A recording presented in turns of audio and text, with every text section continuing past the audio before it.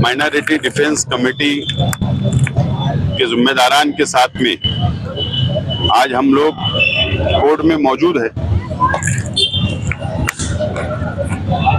छावनी police station में 4 रोज पहले 2 औरतें और एक लड़के को पुलिस ने अरेस्ट किया था। 3 दिन का उनको रिमांड मिला था। आज दोबारा कोर्ट में उनको पेश किया गया। फिर 2 दिन का आज रिमांड बढ़ाकर कोर्ट ने दी है। और माइनॉरिटी डिफेंस कमेटी ने पहले ही दिन से ऐलान किया था कि हम शहर के साथ खड़े हैं, हम मदद करना चाहते हैं, मदद कर रहे हैं। और आज भी हम मदद करने के लिए, हौसला देने के लिए उनके परिवार को, शहर की आवाम को हौसला देने के लिए आज हम लोग कोर्ट के अंदर मौजूद है। और आज वापस ग्रेट सुमैया मालेगांव शहर आते हैं और प्रेस के जरिए 1000 लोगों की यादी पुलिस डिपार्टमेंट को, एसआईटी को उन्होंने दिया और उस पर कार्रवाई करने की डिमांड करते हैं। और 38 लोगों की यादी दिया और उसमें सबूत के साथ दिया, ऐसा उन्होंने ऐलान किया और उन पर भी कार्रवाई करने की बात करते हैं। हम लोग पहले दिन से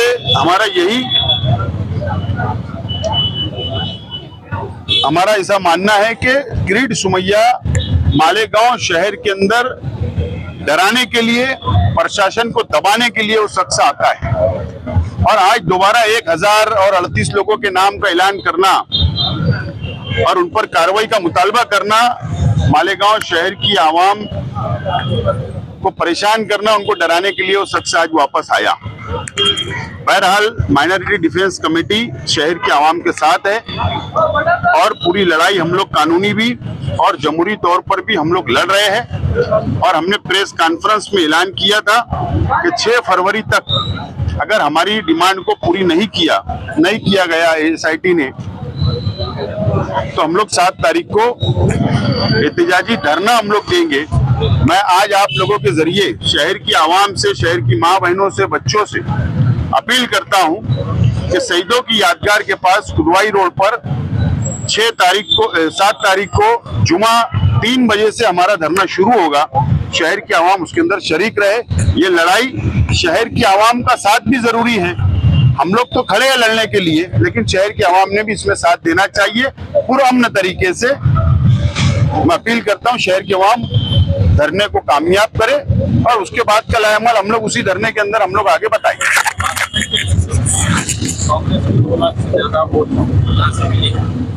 और वो वोट मिलने का खामियाजा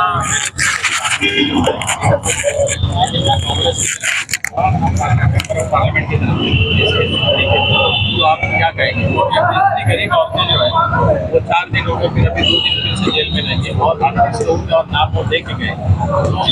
तो ये जगाने के लिए आप कुछ करेंगे या फिर कुछ बात करेंगे? मेरी तो आप लोगों से रिक्वेस्ट है कि कांग्रेस पार्टी के आला ओहदेदारान जो महाराष्ट्र के अंदर बैठे हैं उनसे आप राब्ता करें, या मेंबर ऑफ पार्लियामेंट से आप राब्ता करें, या शहर के एमएलए से राब्ता करें और उनसे ही सवाल जवाब करें। हम लोगों ने तो हमारा रास्ता तय कर लिया, लड़ना है और जीतना है और कानूनी तौर पर शहर की आवाम की मदद करना हमारी अपनी पॉलिसी तय हो चुकी है। और आपने देखे कि 2 हमारी बहनें, माँ, आज अफसोस की बात है 5 दिन सलाखों के पीछे उनको रहना है पीसी के अंदर। आज कोर्ट के अंदर आपने मंजर देखा कि उनके बच्चे आकर रो रहे थे, है ना। ये बहुत सोचने वाली बात है। ये इलेक्शन का कोई मुद्दा नहीं है, ये आज शहर को बचाने की जरूरत है। मैं चाहता हूं कि आप लोग उन लोगों से सवाल जवाब करें। हम जहां बोलते हैं तो कुछ लोग को लगता है कि हम सियासत कर रहे हैं, इसके लिए नहीं बोलना बेहतर है। आज अब हमको हमारी लड़ाई अब लड़ना है। माइनॉरिटी डिफेंस कमेटी के लोग आज कोर्ट में हाजिर थे। 2 दिन की पीसी और मिली। हमारी लीगल टीम उनकी मदद कर रही है, लेकिन ये अफसोस की बात है कि 2 दिन की पीसी मिल जाना। और ग्रेट सुमैया का आज जो दौरा था उसमें उन्होंने माइनॉरिटी डिफेंस कमेटी के ताल्लुक से जो बोला कि ये बांग्लादेशियों की मदद कर रहे हैं, हम भारत में पैदा हुए लोगों की मदद कर रहे हैं। एफआईआर में कहीं ये नहीं लिखा है कि वो बांग्लादेशी है। और हमारी समझ में अब ये नहीं आ रहा है कि जब एसआईटी इंक्वायरी कर रही है, अगर एसआईटी अपनी रिपोर्ट पूरी तफसील से दे, उसके बाद अगर कोई कार्रवाई होती है तो समझ में आने वाली बात है। ऐसा लग रहा है कि एसआईटी अपना काम कर ही नहीं रही है। किरीट सोमैया इंक्वायरी ऑफिसर है और वही आकर पूरे पेपर दे रहा है और उसके ही पेपर पर प्रेशर डलवा कर एफआईआर की जा रही है, क्योंकि इन लोगों की कोई गलती है ही नहीं। ये सिर्फ प्रेशर में किया गया काम है। और जो लोग भारत में पैदा हुए हैं, जो लोग इस शहर के हैं, उनकी मदद करना हमारा काम है और हम उनकी मदद कर रहे हैं। आज शहर की आवाम में एक डर और खौफ का माहौल है। वो डर और खौफ का जो माहौल है उसे कहीं ना कहीं कम करने की जरूरत है। हम शहरियान को अब जगाना चाहते हैं कि क्या मालेगांव शहर की आवाम, जो 2 माँ बहनें हमारी जेल में हैं, अगर कोई ये सोचता है कि मेरे घर की मेरी माँ जेल में नहीं गई, मेरी बहन जेल में नहीं गई, अगर कोई ये सोचकर खामोश है तो हम ये मानते हैं कि उसका ज़मीर मर चुका है। हमारी माँ बहनें जेल में जाएंगी तभी हमारा ज़मीर जागेगा क्या? ये शहर की माँ बहन है और अभी कितने लोग जाने वाले हैं, उनके ये मासूम बच्चे हैं, इनकी माँ जेल में है। मालेगांव शहर में कभी ऐसा नहीं हुआ कि कभी कोई बेगुनाह आदमी जेल में गया होगा, ये हमने देखा है, मगर कभी औरत बेगुनाह जेल में गई है ये मालेगांव की तारीख में नहीं हुआ।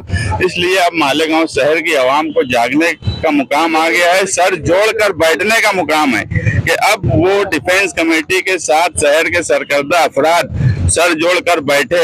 आने वाले जुमा को शहीदों की यादगार पर जो धरना दिया जा रहा है, इसमें बच्चों का जो एडमिशन नहीं हो रहा है, वो भी एक सवाल खड़ा है। कई अलग अलग तकलीफ है जिसको हम कोशिश कर रहे हैं दूर करने की, मगर पुलिस डिपार्टमेंट ने भी, जो किरीट सोमैया बार बार आकर बोलता है कि ये बांग्लादेशी हैं, तो क्या एफआईआर में उन्होंने बांग्लादेशी लिखा है क्या कि ये बांग्लादेशी हैं?